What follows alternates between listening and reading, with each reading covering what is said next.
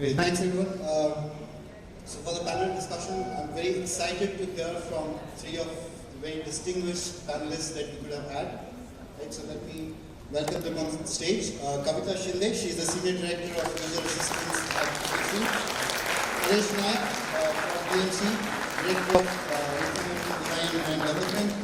And Gururaj PS, VP of Information Development and Engineering at Oracle US. So welcome panelists. While you take your seat, I wanted to set this stage a little in terms of the terminology that we use. So you heard a lot of terms. I'm sure some of you are already ahead of this slide and you've already done your research, you know what it is. But just so that we can set the context, I wanted to kind of take you through a few terminologies, okay? Simple diagram. AI is the umbrella term. It means a lot of things, but it doesn't mean AI where it can be like a human. Okay, it can just do a few tasks. Then within that, you have the machine learning, which is, again, something that you do to process data. It learns, it can probably analyze, but it can't really mimic a human as such, right? So some definitions. NLP is how you process human interaction, human language. ML is a subset of AI which will help you with predictive analysis, predictions.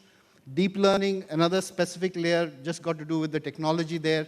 But most of what we are talking about are LLMs, right?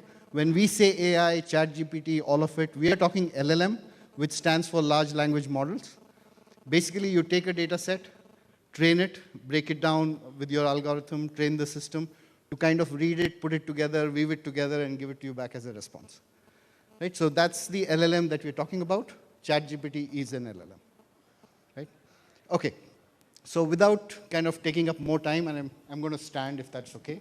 Yeah, and you can take the question whoever wants, but the first question I want everybody to answer, okay?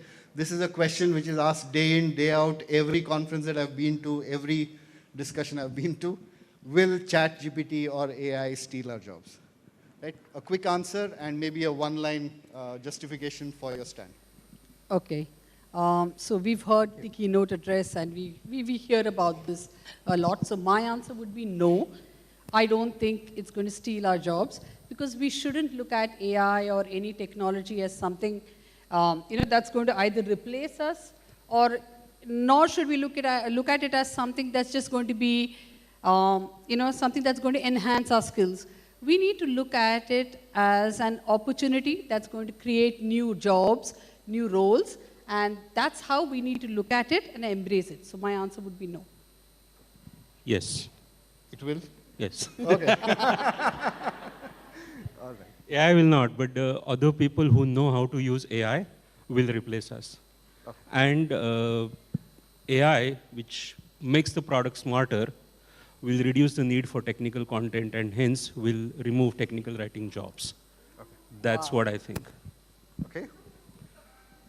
Guru? Yeah, I think my answer is yes and no. Okay. No, probably for the next 10 to 15 years.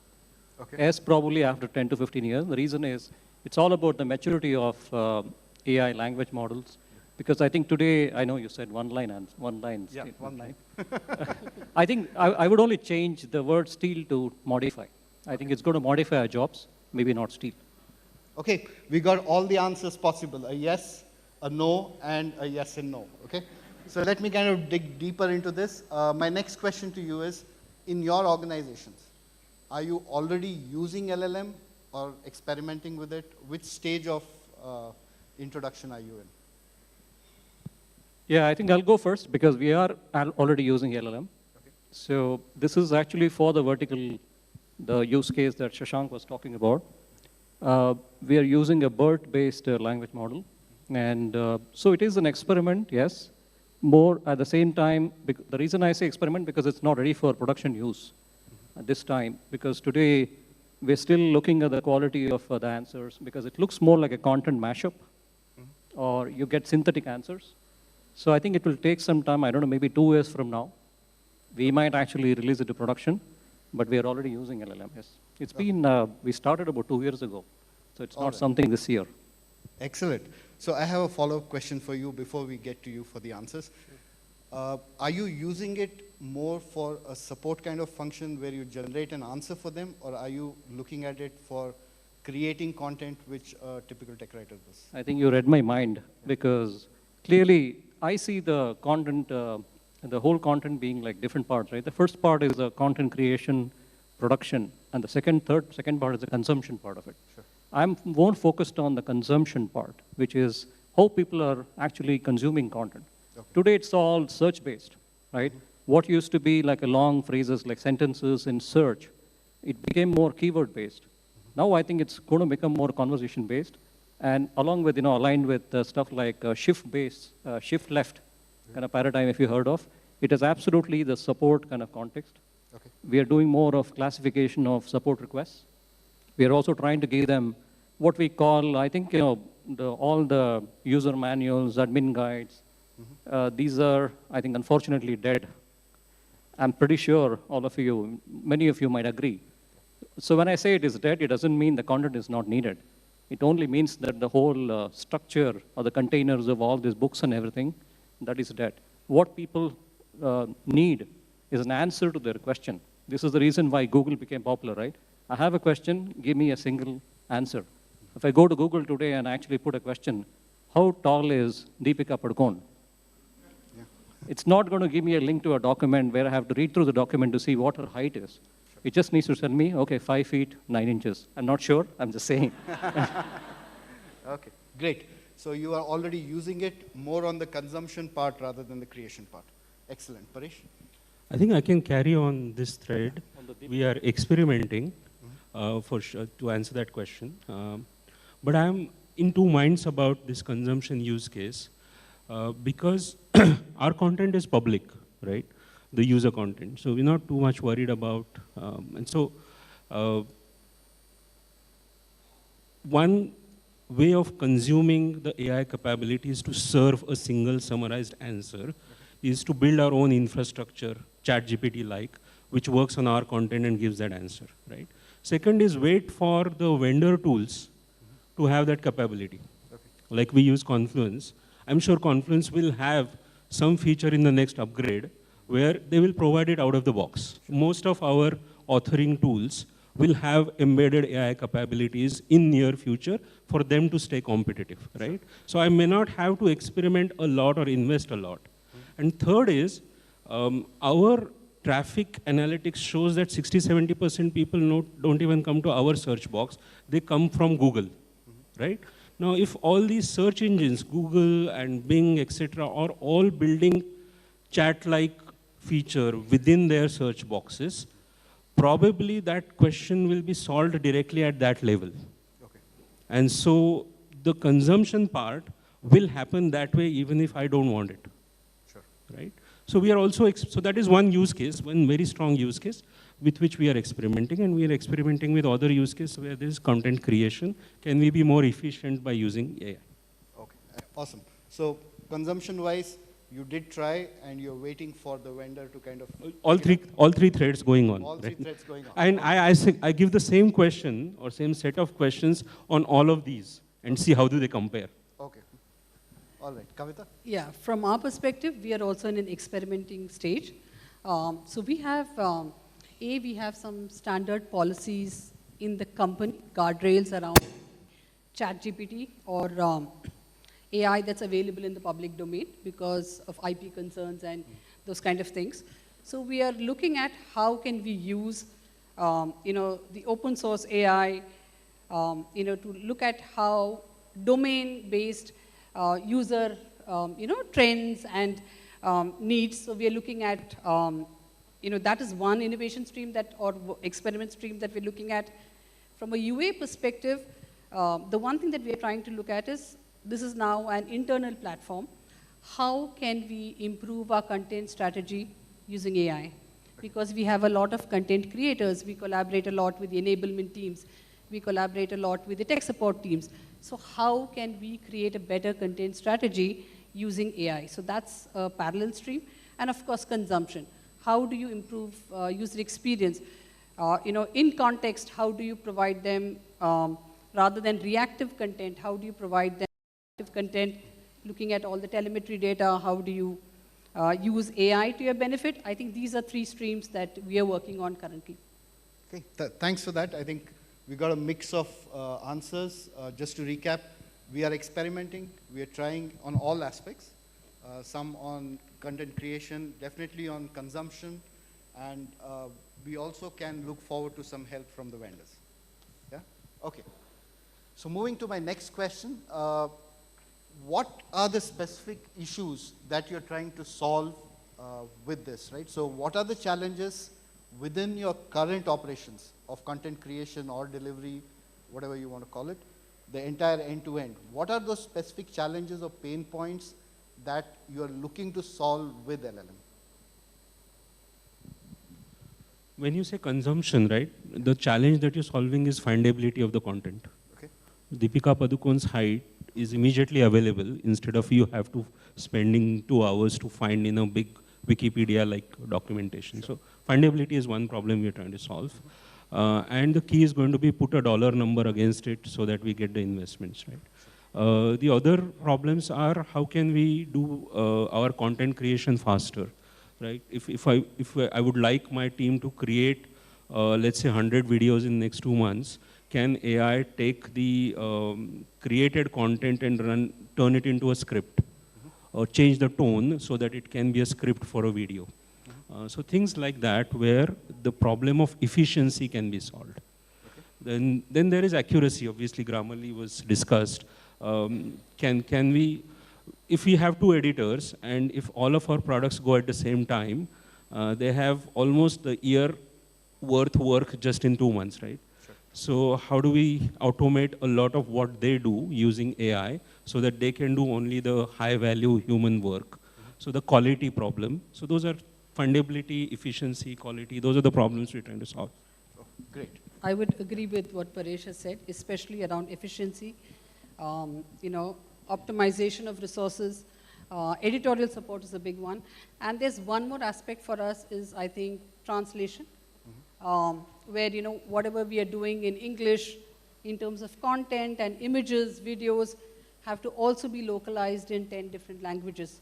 So AI is a big, we're exploring tools, AI, how we can use that to make that process as well efficient.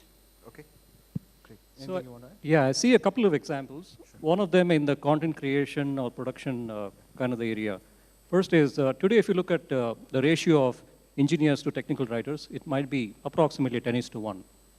And then a writer might be able to support 2 Scrum teams at the same time. So this kind of the model, if you think about it, does not scale. As more products, more solutions are developed by the company. I think, and also you guys know about the quality of the raw content you get from your SMEs. Be it Confluence, Wiki pages, Word documents, or whatever. And most of that is, the information might be accurate, but not everybody is a great writer, right? You're going to get poor quality raw content. And then to me, the quality of raw content might improve if they start using the right type of AI-based, generative AI type of tooling. So it doesn't mean that I can take that and just copy, paste, and publish for my customers. It only means that it might help me save some time. As a tech writer, I'm getting some better raw content. I might spend less time on editing and curating it.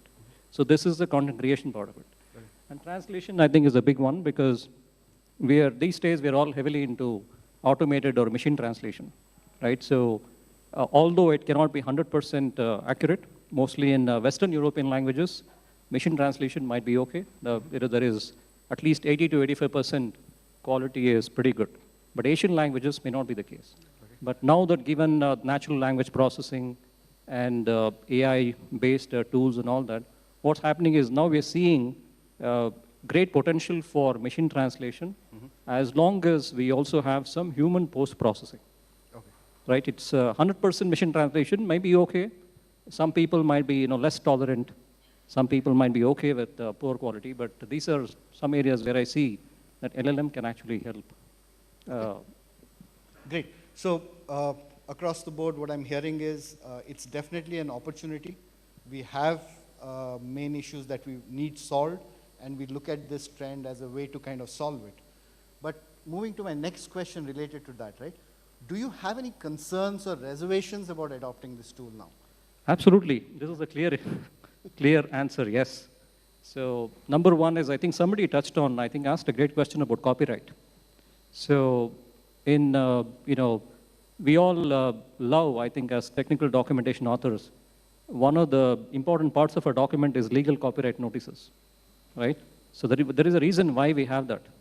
Why do we have legal notices? Why do we have trademarks, third-party trademarks, and all this?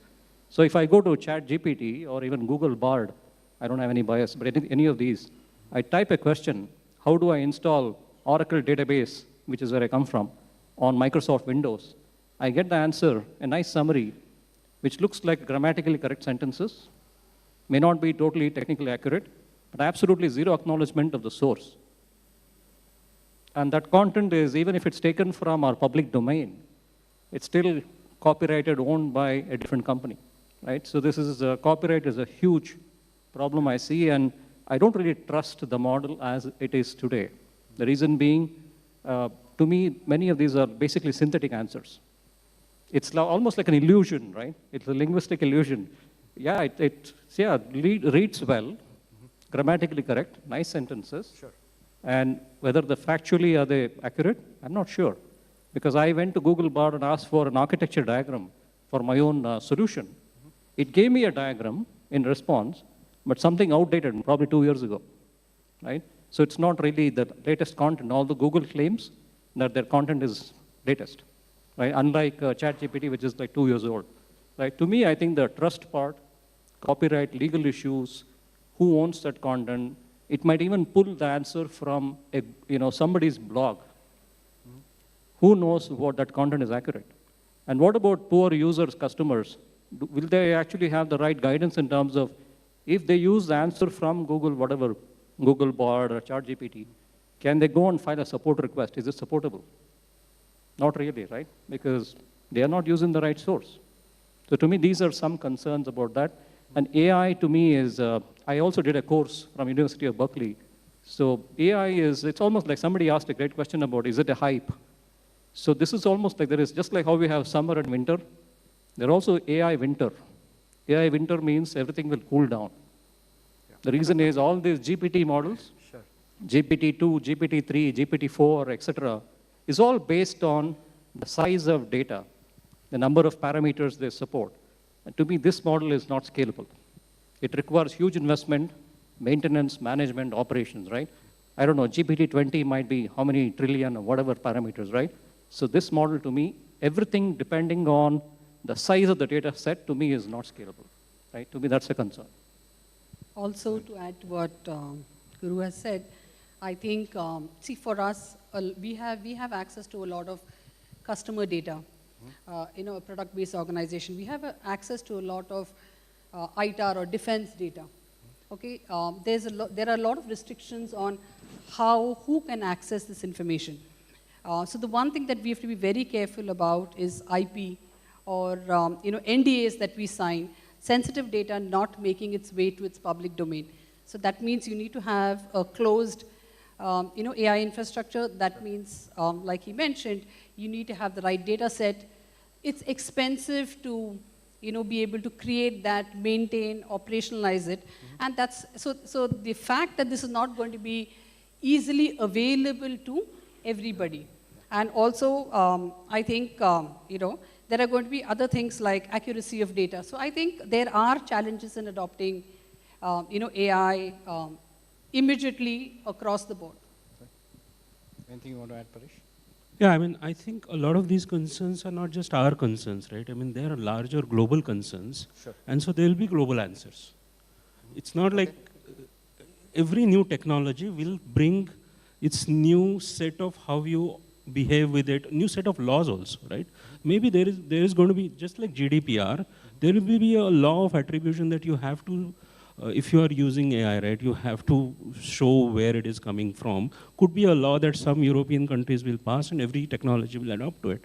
Because this is not just our concern, this is anybody who is using it. So I think all of that is to evolve yet, but it will evolve. You're not going to kill such big possibility just for some of these concerns which we can solve later. Sure. I think we will solve, we will get past that.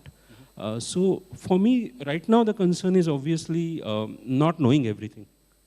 Right? I really don't know everything. I don't know whom to ask, where to ask. What I'm fortunate about is I'm not the only function within the company who's exploring. There are other functions. I think most of us are enterprise writers, right? And most of our products are trying to embed some AI. So there'll be some engineers around. And so I take some relief in, I can go to some people who are doing something for within the product AI capabilities, tag along with them, learn something. So learning curve is the current challenge. Okay. So if you don't mind, just add one small thing to that. One of my other big concerns is about the accuracy of content, which is a perception by tech writers, right? Because some people complain that if you talk to engineers, they are not sure whether this content, all the written by tech writers is all completely tested, right? Some of them ask whether, do you really do hands-on testing? My only concern is if all the generative AI stuff is going to give answers and raw content, basic stuff, pulling from wiki pages, etc., right? Even if it's within the model is within your company, whether tech writers will stop doing that kind of testing. That's my concern, because I think that should not actually do away with that type of stuff. Awesome point, and that brings me to my next question, right? So this means a lot of change for our teams. It means a lot of change that each of us is going to experience in this room. So how are you really preparing your teams to work with this LLM, even if it's slightly in the future? So I would say first is a mindset change. We need to accept that these tools are going to be there. How are we going to start adapting to these changes? So I think about a year ago, one day my son was just, chatting with his friends, final year of engineering, and they were doing something. So I went and asked him, what are you doing, for such a long time? So he said, we are trying to make, music from, we are trying to make artwork from music, okay? So I was like, Poda, go and study, you're wasting your time. So he was like, no, mommy, this is an AI project that we have for our final year. And that's the first time when I heard of deep dream, algorithms and so on. So the point is that there are going to be all these kids who are going to come out of college who are going to have a lot of this knowledge. They're going to know much more about us. So I think one thing is building awareness, read about it. Your organization may not be doing it today, but eventually you're going to be there. So I think the first thing that we are doing is socialize these concepts, talk about them, have these small innovation days or have these experiments that you're doing so that you start at least the fear of AI and machine learning and LLM is all gone. I think that is one thing. Then second, I would say make the platforms available, learning platforms available for them to upskill. I think upskill is going to be important. All our jobs are going to be impacted in some way or the other. You will not lose your job, but you are going to definitely do something that's different. For example, if AI needs to give a good answer, you need to have good prompts that you're giving, a good data that you're training. So the roles of the writers will be elevated from today writing content to probably playing the role where you are going to be the creative head behind that AI. So I think those are skills that we need to pick, and that's how we are preparing our team. So currently laying the foundation, giving them opportunities to participate in innovation runways that are open to everyone, giving them learning platforms, and helping with the mindset change. Awesome. Paresh, you want to? So very similar, but slightly different approach. I think when you say all our jobs are going to change, because we haven't yet figured out how it is going to change, we're not involving everybody yet. We are involving everybody within the team to gather ideas about use cases where we can use AI. So everybody is contributing to that. In terms of experimenting, there is a very small niche team who's just playing around with it. And once we find some success, then we'll kind of spread out. That's how we are approaching it. Makes sense. So figure out what you want really and then. Yeah, exactly. That's okay. the stage we are. Guru, you want to add something? Yeah, sure. So to me, I think the way we are preparing the teams is even without AI, right? I think this whole, the model of writing documentation, guides, this to me is really passé, it's dead. And what we do is instead focus more on is Vijay Tiwari is around. Vijay Tiwari from Oracle. Yes, Yeah, I did there he meet him goes. over to- yeah. I'm sure he can attest to this one. We are moving to a question and answer type of model, right? People no longer read documentation. It's more of they have a question, they want an answer. So the one of the things, especially in large enterprises, these content teams, it might be the technical documentation team, support team, various people that create content, are all totally siloed and they don't really have any, apart from general friendships, I don't think they have any content collaboration. To me, I think that's going to change big time, and this is one way to prepare.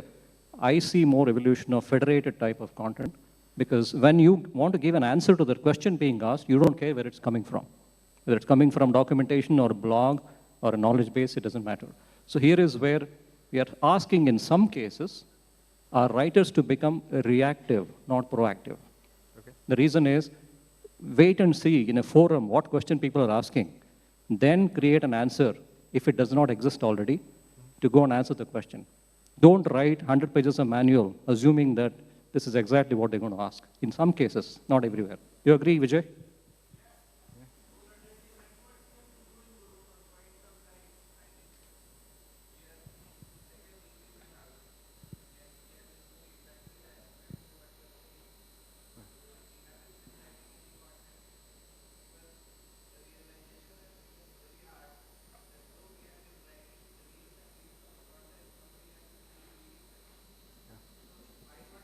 Something that people are really after, rather than create what we think is best. So you use the term reactive, and we have come up with a more euphemistic term, responsive, rather than reactive. Sure. Okay, thanks, Vijay. And if you couldn't hear what he said, he's doing a session and Guru is doing a session, especially about the way they are going about doing documentation, so you can get more details on whatever this is. And it was not an attempt to promote his session. Okay, good. So moving to my next question, right? You all did talk about the areas that you're trying to solve. It's around the quality, speed, and efficiency within the organizational quantification, consumption. What is the level of impact that you think you will be able to make by using LLMs, and how do you plan to measure it?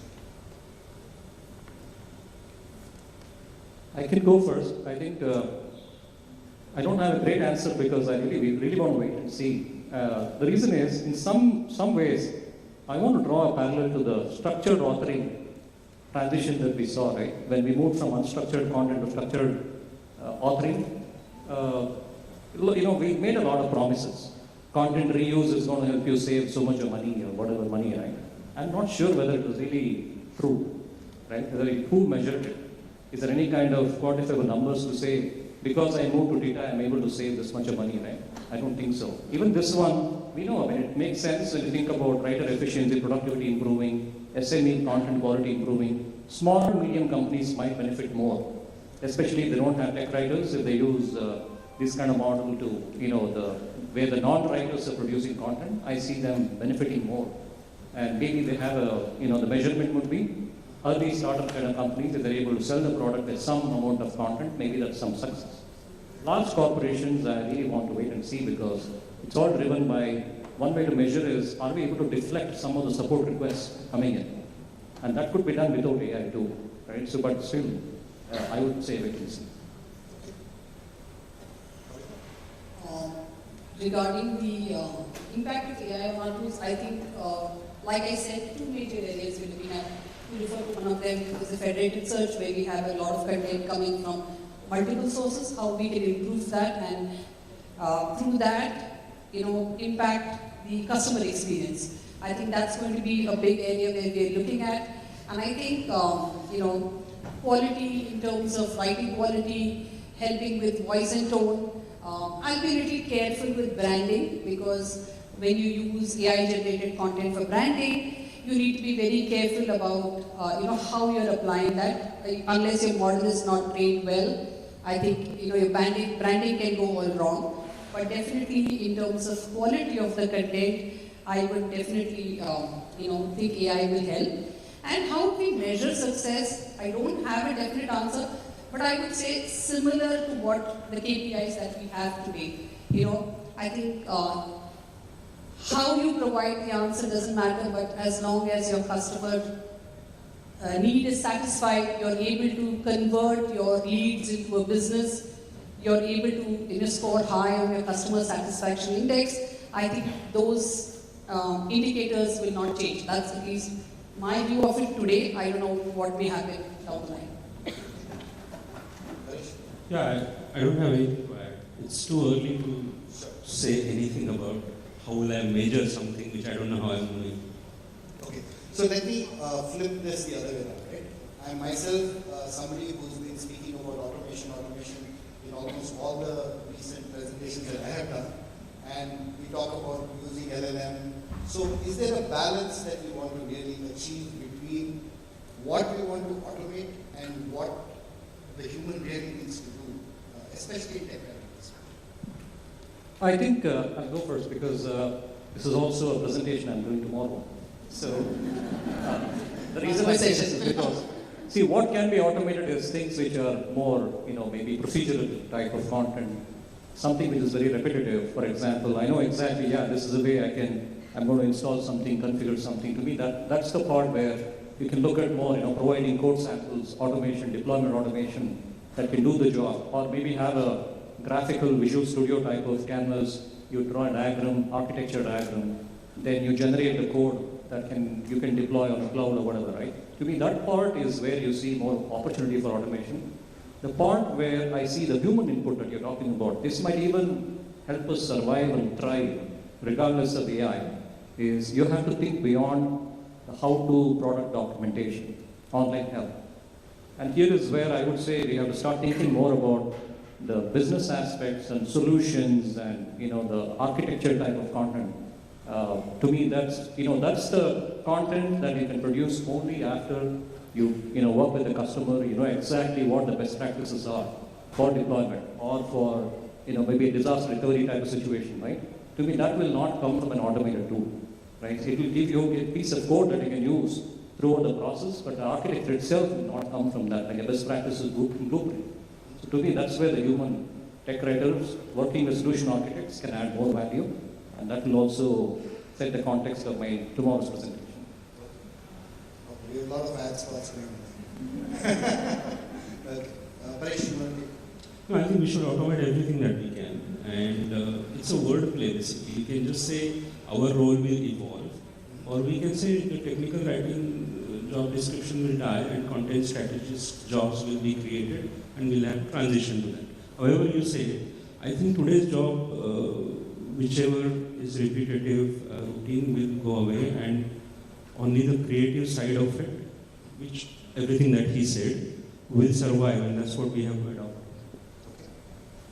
Yeah, I agree with what both of them are absolutely spot on. And the one thing that you said about automation, we should automate everything that's possible. I completely agree.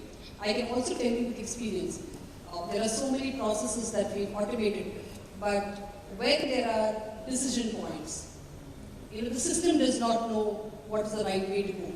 That's where the SME is involved.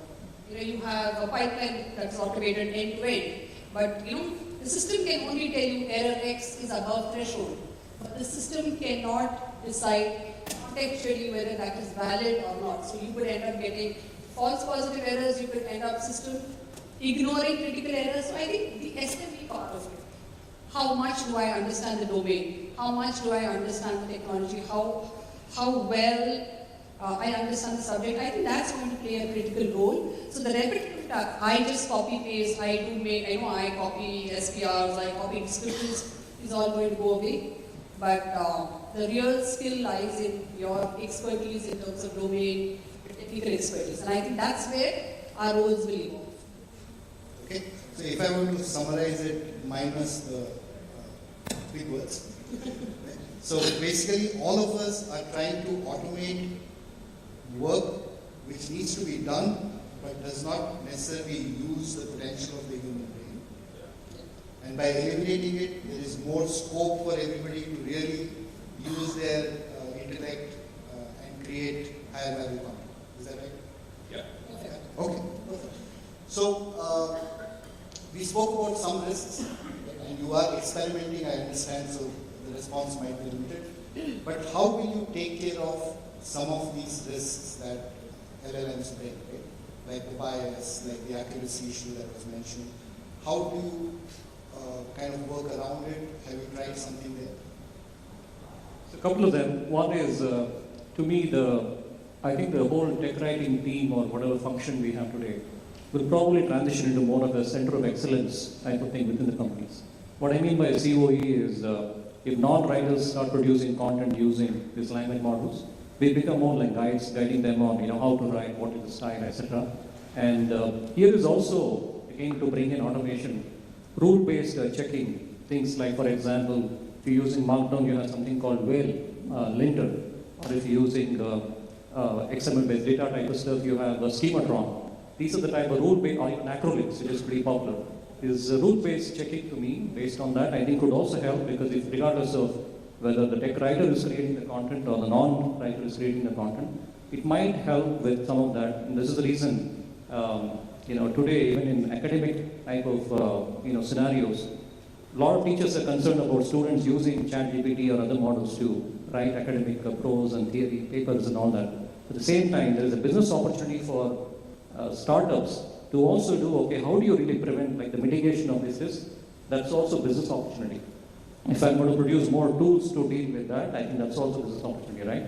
In our case, I think, the SMEs, like I said, if they start producing the content, we will obviously look at adding more rule-based checking, more governance around the content, which is needed anyway. Also making sure that we don't actually violate any, it should not become plagiarized. Just like any of the ChatGPT stuff, it gives you a version of the summary and says another version do you want. It looks nice, like I said, grammatically correct, but not sure, right? So this is the reason I say we are going to look at it, like make it more accurate. There has to be a human content curator. See, otherwise, like Shashank said this morning, garbage in, garbage out, you put the junk, you're going to get the junk back, right? So somebody has to make the junk useful, and that would be the job of the tech writer. Me. So before I move to Paresh to take more inputs on this, just want to kind of point out one thing. Except for a few companies, which are probably startups or very big companies, most companies are putting out policies saying don't use any of the generative AIs to their employees, right? For their day-to-day work. So, yeah, absolutely. What is that scare and how can we stop it? Because trying it out, we are never going to be able to stop it. Right? I myself am guilty of trying it to frame emails or even some of the work we did for the conference. Right? So I just went to ChatGPT, put in my prompts, got the response. So how could we really work around these issues that we face? So you're saying the day-to-day issues today? This is the same thing, right? Bias and accuracy. So how can we really work around it? How can we really mitigate the risk that it brings? So I think understanding what the risks really are, because you see, every new progress that you make, these horizontal functions of legal, HR will always put a spanner and say, no, this is not possible.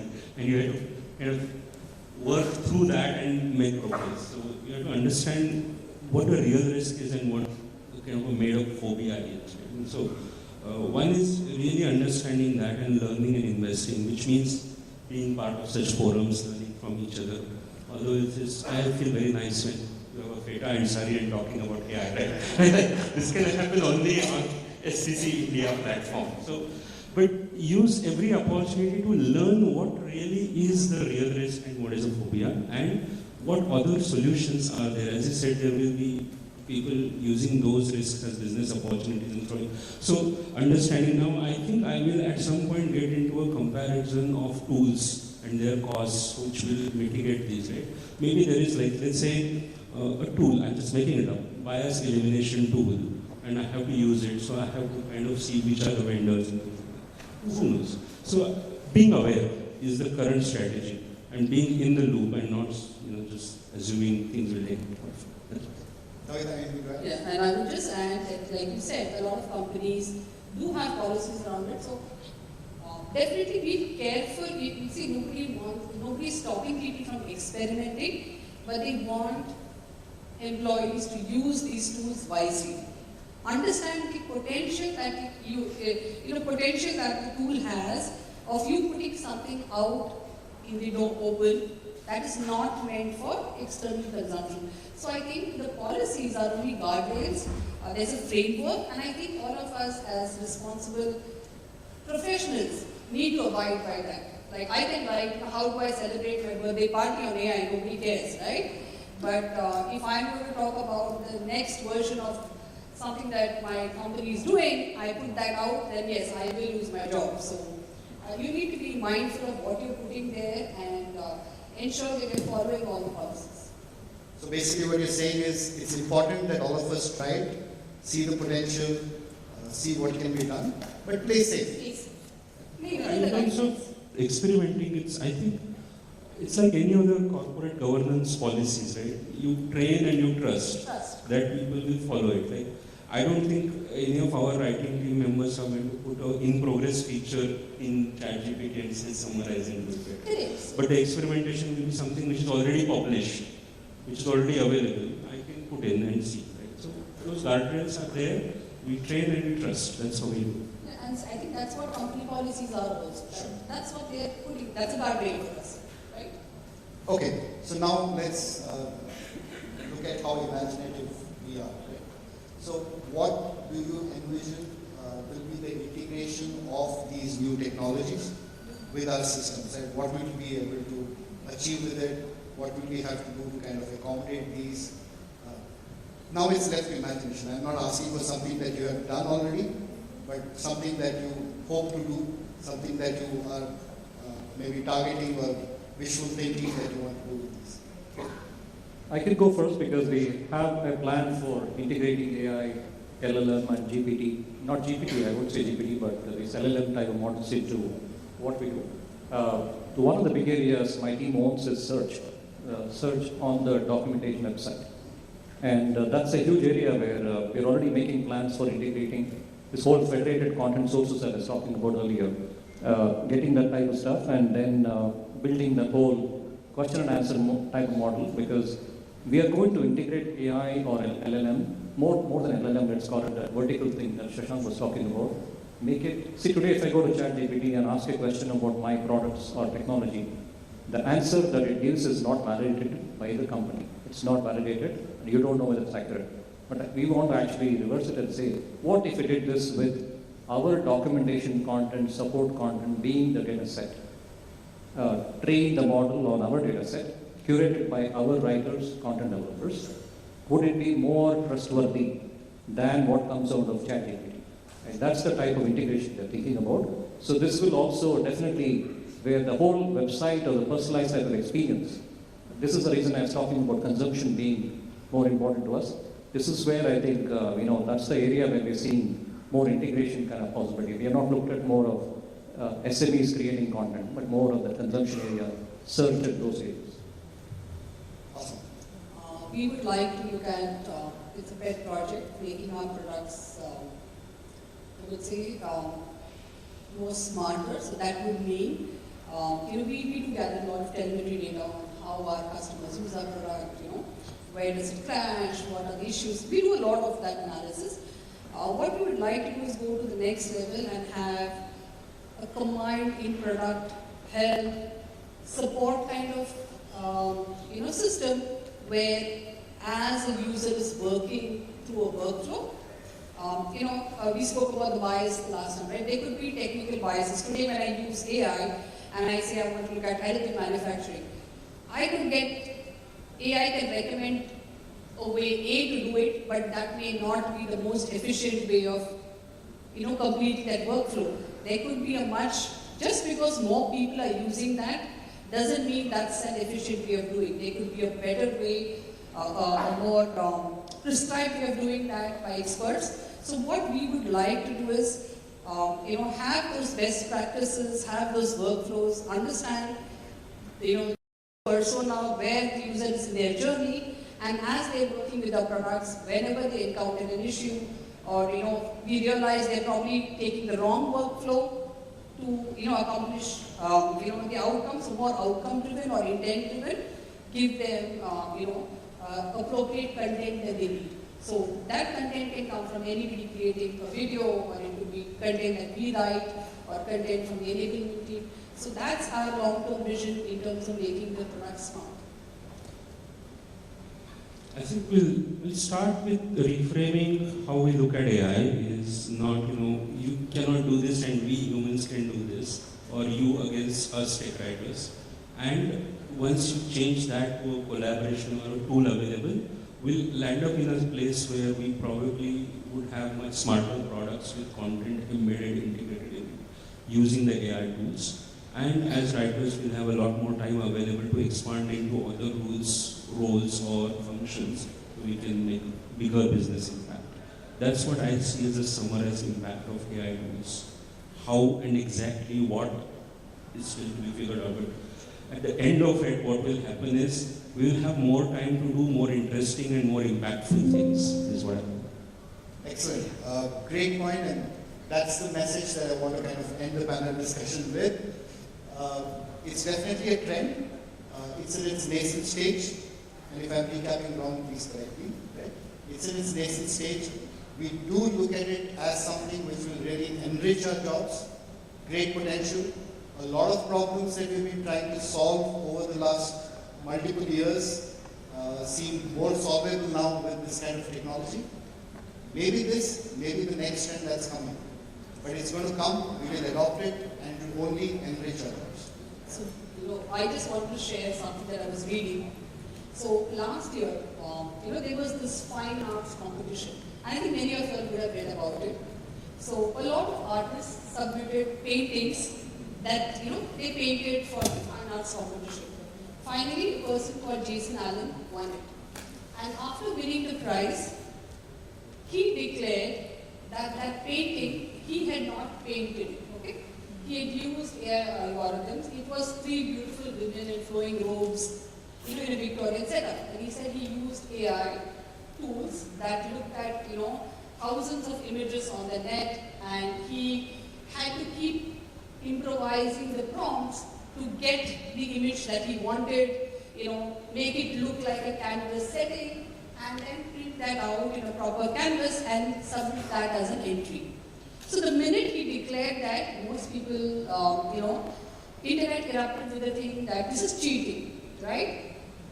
This is automated plagiarism because, you've not created this art, but you've copied it. So,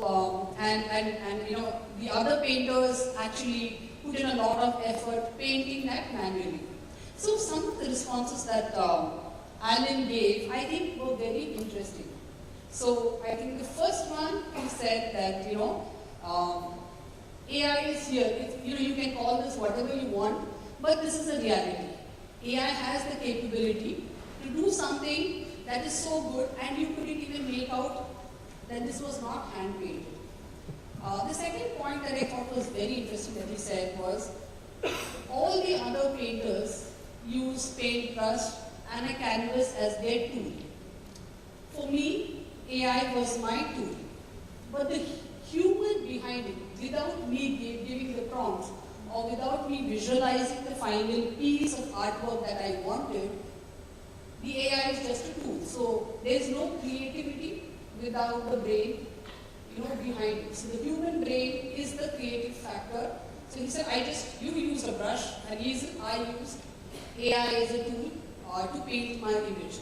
And the third thing is, it's coming, and for all those who say that, AI can be never as good as humans, or we are better than AI, this is proof enough that it can create something that's, that even humans could not detect that this was done by a machine. So I will only say that, so this shows that, we need to let go of that fear, upskill, and look at ways in which we evolve. Probably the next panel discussion, you will have 3 AI bots talking, and all of us fielding questions. All right. So we are out of time. So thank you so much for sharing. Before we go, we're not taking questions, but I'd like the 3 of you to give a 1-sentence stand on our topic. Whatever you want to say, whatever you want to add. Just one sentence. You know we are technical writers, so keep it short. So, I think to me, this is like the recent Shah Rukh Khan movie, Pathan. It's great until you watch it. Alright. So let's see what will be.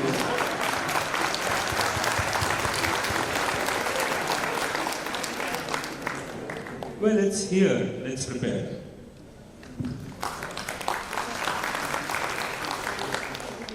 I'm super excited, and I think, I'm ready to learn. So it's the next, I would say, next phase of our careers. So I think, we can learn. And if to Guru's answer, yes or no, I think many of us, you said that, next 15 years is yes or no. So probably we'll finish our careers. So I think the ones who are, in your 20s, you need to, buckle up more. Thank you everyone for your time, and thanks to our panelists. Thanks Guru, thanks Paresh, and thanks for